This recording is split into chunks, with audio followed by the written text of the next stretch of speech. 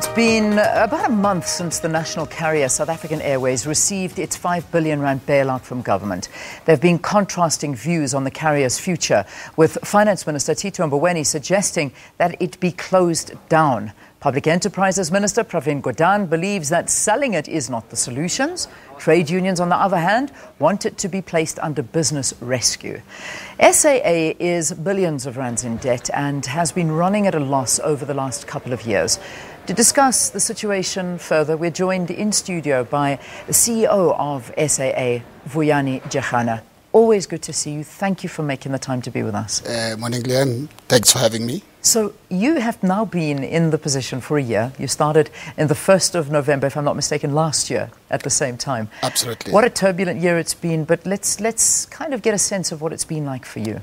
Yeah, look, it's a year now, so it's been a year of rapid engagement in the industry, but also what's been very critical is putting together a formidable plan which is about turning around the airline. So the starting point was to diagnose what's the situation at the beginning of my term, but also we developed a very clear plan which we actually engaged the shareholder on that said that the airline is fixable.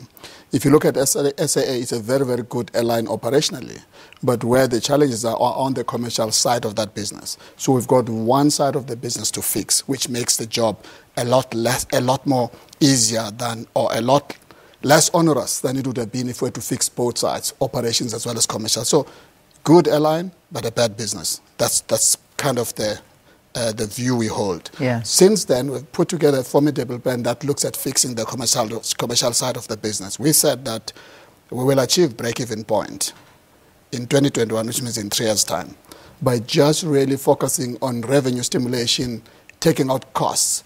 But of course, we did share with the shareholder and South Africans that to do that is going to take a lot more funding. Part of it is to pay the 9.2 billion rand old debt, but also a 12.5 billion rand working capital funding for the 3 years until we break even. Yeah. And we have started implementing that. We have seen progress in terms of the domestic routes, which were negative at a gross profit margin level. Almost all of them now are positive by half-year results in September and October. Only PE is still challenging. If you look at the rest of the continent, we have 10 them. Only Entebbe is negative at a gross profit margin. What we need to do now is to take out the underlying costs, rationalize the organizational structure, look at better aircraft utilization, look at onerous contracts that exist at SAA where we believe we could actually extract a lot more value for SAA. So that's the work program we're in. So airline, clearly fixable, but it needs commitment from everybody, from the shareholder, from executive, from the board, from the unions at SAA, as well as the rest of the staff. So let's break down what you've said now, because we look at the airline, and as you say, it still needs more money. Absolutely. And that goes without saying. In fact, the number that is being thrown around, perhaps you yourself have mentioned, the 12.5 billion is the minimum that is needed from shareholders to get this funding to come and break even for the airline. What would make this different, though? Because year after year after year, the airline is constantly being bailed out and fed more and more money, and that money is going nowhere. It's just being eaten up, and it just never turns this airline around. How can we justify to the taxpayer to keep on giving more and more? I think, Leanne, the big thing with SAA and the difference between, and I've answered this question many times, yeah, where people are saying, how different is it now than what it has been in the past? The difference now, you've got a board and the executive team that are very committed to executing the strategy. We have taken hard decisions. Already we're seeing some of the green shoots coming through in terms of overall performance.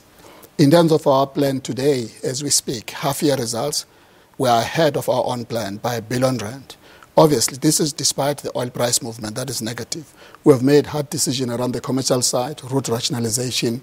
We've started looking at saying if we've got excess pilots, then we went globally and looking for contracts for them so that we can actually contract them out to lower the burden on the profit and loss statement of the airline. But this is just one part. So those decisions are made. And we've found the right rhythm with the Pilots Association, with employees of SA to accept that for the period of time until we break even, So they're going to have to work elsewhere. Like, for example, pilots are working now, signing up for different airlines so that we can actually make sure that we can lower the cost of the operations. But just that's one part. We have to take out onerous contracts on SAA. So in a nutshell, the difference is the execution.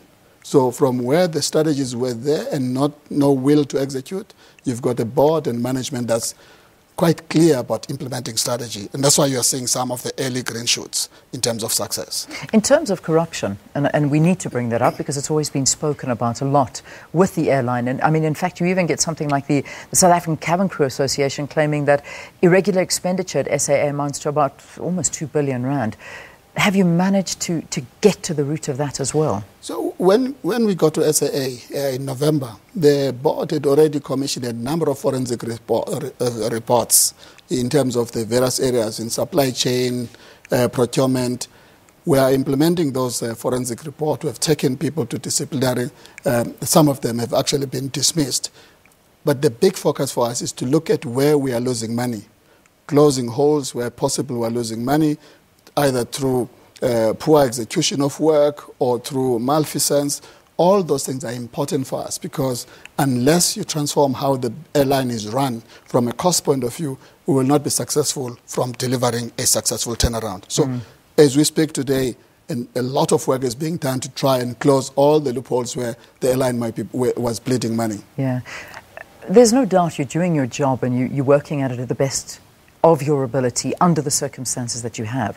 But now, when we see the problems at SAA, cutting routes, stopping some flights, cutting them down, all of this to try and save money. But in the background against all of this, but personally I've been seeing it, and I think everyone's seeing it, other airlines, British Airways, Lufthansa, KLM, they're all coming in, they're seeing the gaps, they're dropping prices, they're increasing routes, they're filling the spaces that SAA used to own, and they've now taken over. SAA is not any cheaper. In fact, it has a reputation of being a pretty expensive airline, but they're coming in as huge competitors. How do you win back a market that is now being taken over by competitors? I think we also need to take into context the timing of things. The single biggest dimension of strategy is timing. So for a long period of time, in fact, from over the past 20 years, SAA has always maintained a Johannesburg hub strategy, which means everything comes to Johannesburg and then we distribute.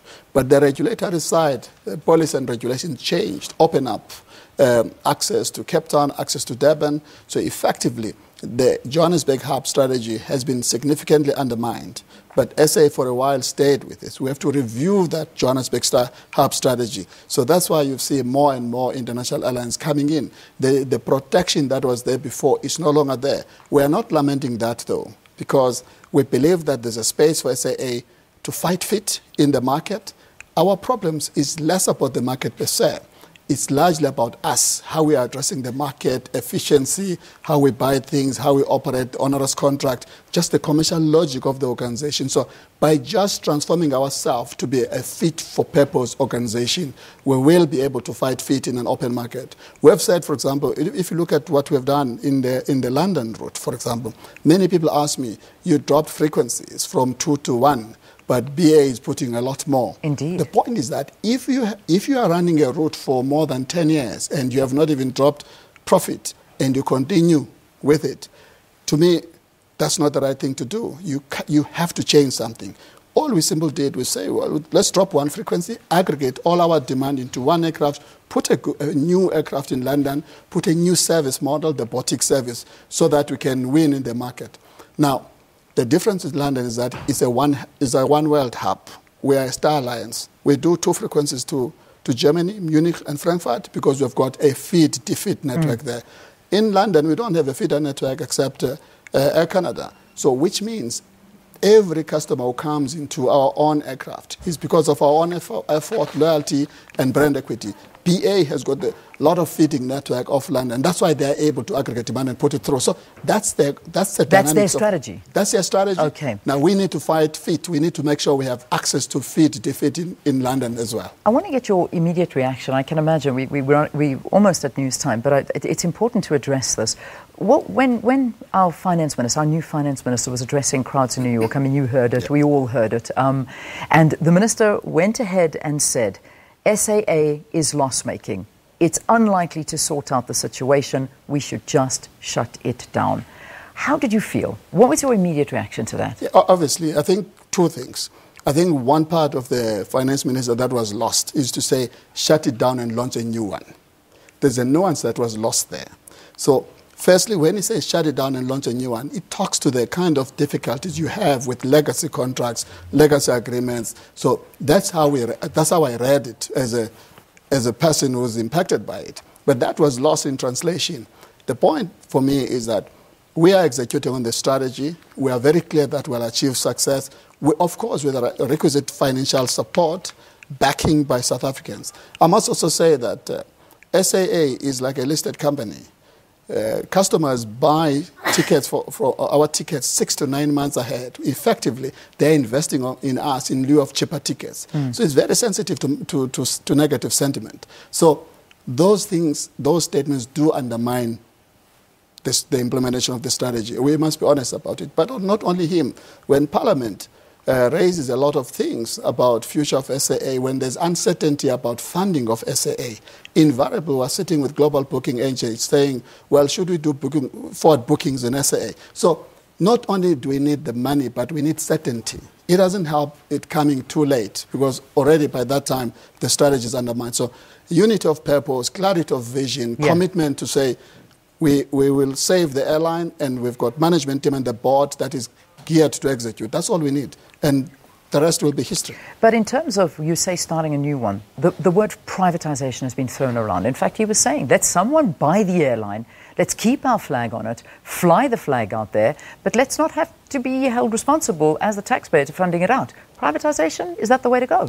Well, I think that's in the domain of the shareholder. But what we know is that government has raised the issue of a strategic equity partner, which talks about not only the funding side of things, but also the operating leverage, bringing innovation, bringing management capability to support the airline on the long term, also integrating networks. So you would like to get an SAP that has, you can derive synergies by integrating networks and make sure that as you combine the efforts, you can actually lift SA as well. So the SAP discussion is a discussion that government has been talking about. So less about privatization. All right. We leave it there. Thank you so much. Any Black Friday specials?